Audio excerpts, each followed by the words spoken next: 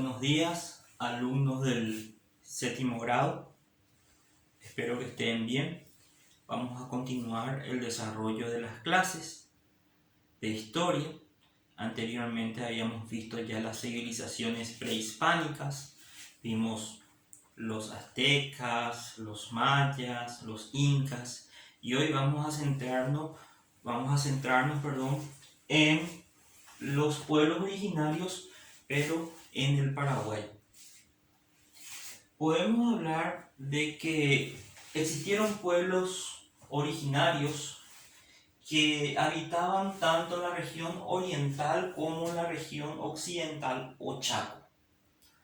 En el Chaco, por ejemplo, encontrábamos las parcialidades no guaraníes de los Mayá, Guaycurú, Guayaquí, los Payaguá, que eran muy belicosos, muy guerreros. Eran enemigos de los guaraníes, constantemente atacaban a los guaraníes, saqueando su producción y quitándoles territorio. Pero también habían otras parcialidades que no eran tan belicosas ni tan guerreras como los Matará, los Arayé, los... acá se repite, disculpen, los Orejones, ¿verdad? Que era otra parcialidad bastante amplia dentro de la región occidental o Chaco. Estas parcialidades belicosas tenían la particularidad que cometían la antropofagia, es decir, eran caníbales. Generalmente luego de las grandes batallas, luego de las grandes guerras y cuando existía un odio excesivo hacia la otra persona o hacia la otra parcialidad, tenía la costumbre de que los líderes o los capturados terminaran en una rica olla popular para estas parcialidades. Eran caníbales, practicaban la antropofagia. Los guaraníes, sin embargo, no tenían esta característica. Por otro lado, en la región oriental existían ciertas parcialidades de los tupí guaraníes, como por ejemplo los itatín, los carios, tobatín, los tarumá, los baracayú, los tapes, iguazú, guarambaré y muchísimas otras parcialidades de acuerdo al guará o la ubicación en donde ellos vivían. Entonces, si ustedes ven, los habitantes, por ejemplo, que habitaban en la zona de lo que hoy es Asunción, eran los carios. Los que habitaban en la zona de lo que hoy es Guarambaré, Sutabará, los Guarambaré, los Tobatín, y así sucesivamente, de acuerdo al lugar donde se encontraban su guará, llevaban la denominación. Analizando ya los guaraníes, tenemos que hablar primeramente de su estructura política. La estructura política de los guaraníes estaba sustentado en la figura de un líder llamado cacique o mburuishá, que eran electos por un consejo de ancianos de acuerdo a ciertas características, como por ejemplo la valentía, la oratoria. De acuerdo a ciertas características que reunía esa persona, se lo elegía dentro de los jefes de cada familia que formaban el consejo de ancianos.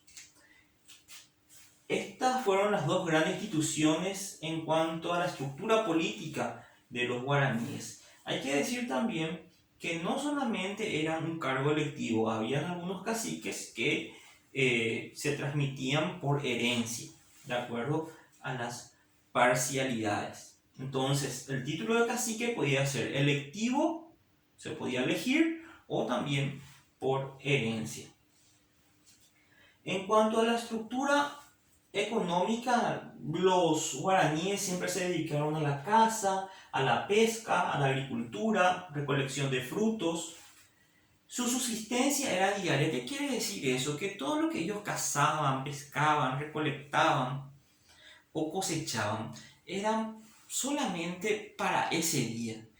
No tenía un sistema organizado en cuanto a la explotación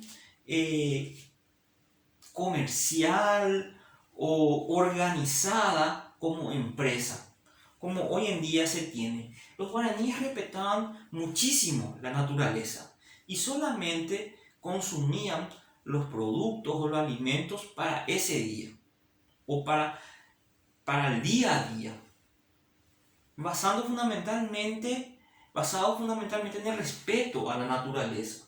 O sea, ellos no tenían una producción a grande escala, sino vivían del día a día. En cuanto a la estructura social, podemos decir que la familia era la base de la sociedad guaraní. El jefe de cada familia formaba parte del consejo de ancianos, que, como le dije, posteriormente se encargaba de elegirle al cacique o brudillá. El matrimonio era monogámico, o sea, un guaraní solamente podía tener una sola mujer, a excepción del cacique, que sí podía tener más de una esposa, porque muchas veces existían conflictos, guerras entre parcialidades, y por una cuestión de alianza podría ser que el cacique se case con la hija del otro cacique de otra parcialidad, y así se sellaban alianzas. Entonces, de una manera bastante inteligente, para ese sistema podemos decir que el cacique sí podía tener más de una esposa. La mujer y el niño guaraní también tenían un papel trascendental. La mujer era el sustento o el que acompañaba al marido en las tabas que conformaban luego el guará. Se hacían tareas como recolección de frutos no pesados, ayudaba en cuanto a la agricultura, tejía, se dedicaba a la alfarería. O sea, la mujer tiene un papel muy importante también como un complemento en cuanto a la economía familiar y en cuanto a la organización de la familia dentro de la estructura de los guaraníes. El niño también, el niño siempre acompañando los quehaceres del papá, de la mamá. También participaban de ciertos rituales con el chamán.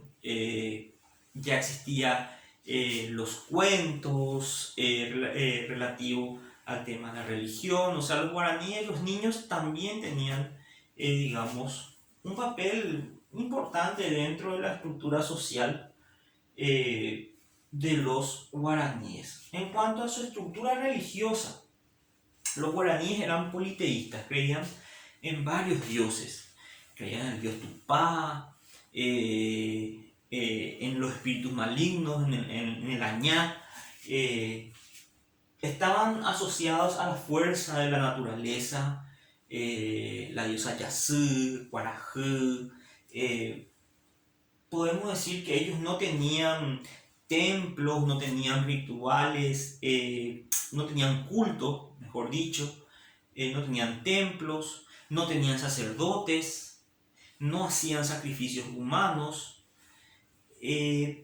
Estaba la figura del chamán, que era como el brujo, el médico brujo de la aldea, que hacía ciertos rituales para expulsión de demonios, curaciones, etc. Pero no era un sacerdote, era más bien un médico brujo de la aldea, ¿verdad? Que curaba de enfermedades a través del uso de hierbas medicinales, etc. Bien, ¿qué legados nos dieron los guaraníes? Hay que plantearse la idea de que el paraguayo es pluricultural. Somos privilegiados con relación a otros que conforman América Latina, en que nosotros tenemos una identidad pluricultural. Es decir, que tenemos no solamente la sangre guaraní con la sangre española, tenemos las tradiciones, las costumbres que nos que nos dieron los guaraníes y también tenemos las tradiciones y las costumbres que nos dieron los españoles. Ahí viene la pluriculturalidad del paraguayo. Entonces, ¿qué legado nos dieron los guaraníes? Y el legado principal es la lengua guaraní. Más del 90% del Paraguay o de los pobladores del Paraguay hablan el guaraní. Es una disciplina oficial por parte del Ministerio de Educación. Está dentro de los programas de estudio. Ustedes dan guaraní. Entonces, la lengua guaraní es un legado muy importante de este pueblo originario que es prácticamente el 50% de nuestra identidad. Porque el otro 50% lógicamente es hispánico. ¿Qué otro legado nos dieron los guaraníes? Sus conocimientos en botánica, en zoología, sus artes, la alfarería. Los guaraníes tenían muchísimos conocimientos. Parte de la tradición guaraní queda hasta hoy en día. ¿Qué pasa cuando uno de ustedes se enferma? La abuela enseguida viene con un té de burrito, un té de yaguaretecaá, con un té de boldo. Cuando tienen tos, un té de uruzungé. Son hierbas medicinales que se aplican para aliviar ciertas afecciones que nosotros tenemos que provienen del legado que nos dieron los guaraníes. Los guaraníes conocían tanto la zoología y la botánica que esos legados hoy en día nosotros los aplicamos en el día a día.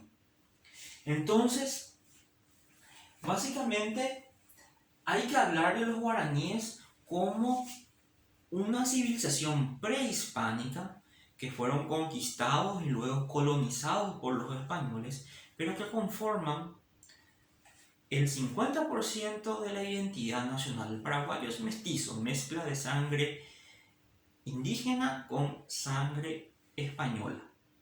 Por ende somos pluriculturales.